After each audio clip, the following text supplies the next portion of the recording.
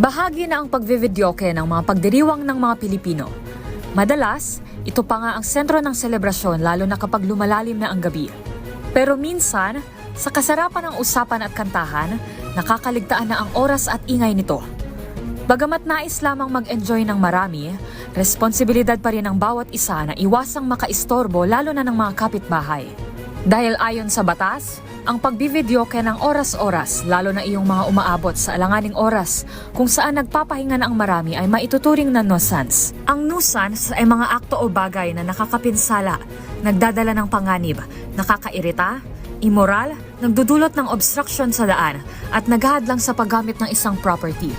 Nakasaad ito sa Article 694 ng Civil Code at maaaring kasuhan ng civil case ang nag-ooperate ng ganitong mga videokehan.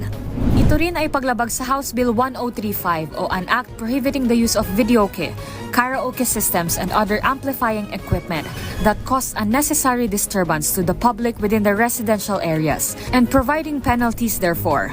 Iminumungkahi ng ordinansang ito na limitahan ang paggamit ng videoke mula alas 8 ng umaga hanggang alas 10 lamang ng gabi.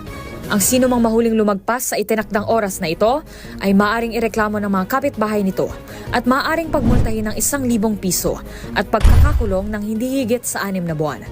Maaari namang pagkakakulong at multa ang ipataw depende sa desisyon ng korte. Kung mayroon pa kayong nahuling ipinagbabawal na akto o kaya naman ay mayroon kayong reklamo, itag nyo kami sa DZRH. Hoy! Bawal yan!